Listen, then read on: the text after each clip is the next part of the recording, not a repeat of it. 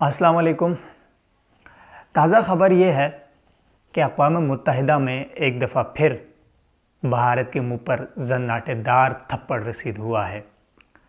वो यूँ कि भारत को ये गुमान था कि वो अमेरिका के साथ मिलकर अपना असर और रसूख चलाएगा और अक़वाम मुत्तहिदा से मौलाना मसूद अज़हर को आलमी दहशतगर्द करार दिलवाएगा।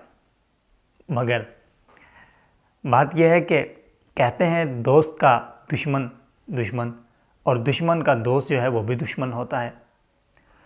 भारत पाकिस्तान के हवाले से हमेशा गलत और बेबुनियाद इल्ज़ामात लगाकर जहाँ भी जाता है पाकिस्तान को बदनाम करने की कोशिश करता है।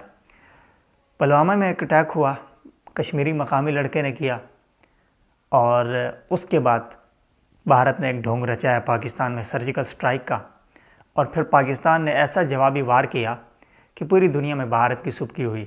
भारत का और मोदी सरकार का आखिरी हथियार कि वो अक़वाम मुत्तहिदा में अमेरिका के कंधों पर चढ़कर मौलाना मसूद अज़हर को दहशतगर्द डिक्लेयर करवाएं, जैसे उन्होंने हाफिज़ सईद को करवाया।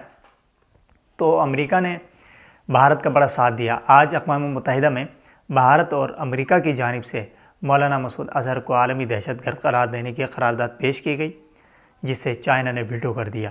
आपको पता है जो वीटो पावर्स होती हैं, जो कि 5 हैं अक़वाम मुत्तहिदा में, उन 5 ममालिक में से कोई एक मुल्क भी अगर उस करारदाद को मंजूर न करे तो वो करारदाद जो है वो वीटो हो जाती है। जिस तरह रशिया जो है हमेशा बशार अल असद के मामले में करता है, तो भारत पाकिस्तान को जो है इस हवाले से सिफारती तौर पर या पूरी दुनिया में बदनाम करने के लिए ये कोशिश कर रहा था। चूँकि आजकल भारत और अमेरिका के दरमियान बड़ा रोमांस चल रहा है और अमेरिका जो है वो भारत से अपना जो है ना लेपालक बच्चे जैसा सलूक कर रहा है, और भारत भी जाके अमेरिका की गोद में जा बैठा है। लेकिन दुनिया सबूत मांगती है।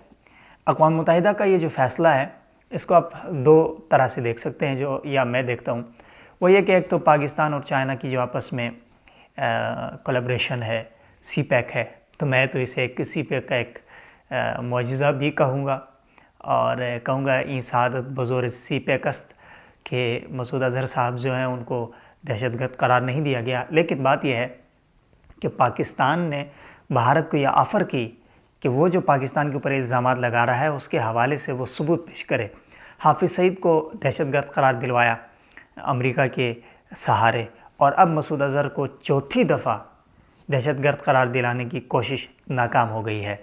यानी साफ साफ अक़वाम मुत्तहिदा में चाइना के इनकार ने ये बात साबित कर दी है कि भारत जो दावे करता है उसके हवाले से वो सबूत नहीं रखता।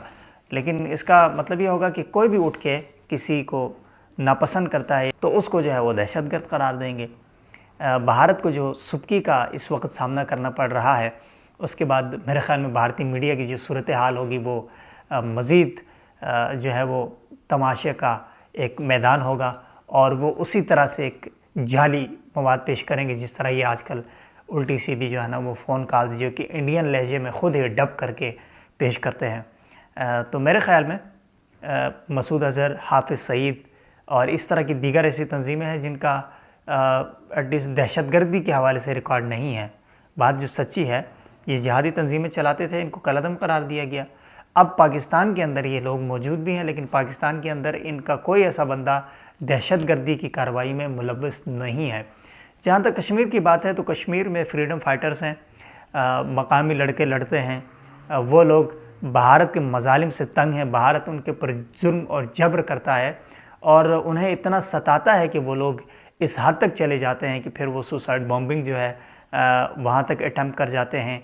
आदिल अहमद डार की ये जो हालिया बॉम्बिंग है उनके ऊपर पुलवामा में, तो ये एक वाज़ेह सबूत है। फिर आप बुरहान वानी को ले लें, इसी तरह के दीगर जितने भी इश्यूज़ हैं कश्मीर के हवाले से, कश्मीर भारत के हाथ से निकल चुका है।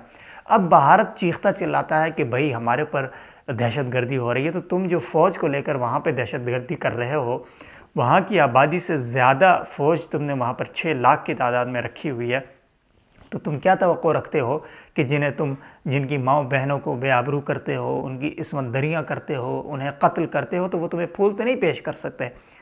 बहरहाल मैदान में हारने के बाद और ज़िल्लत उठाने के बाद भारत को ये गुमान था कि वो अपने अब्बा जान अमेरिका के सहारे जाएगा। और बड़ी खुशगुमानी थी भाई कि उन्हें सिफारती कामयाबी हासिल है, वो पूरी दुनिया में पाकिस्तान को तनहा कर देंगे।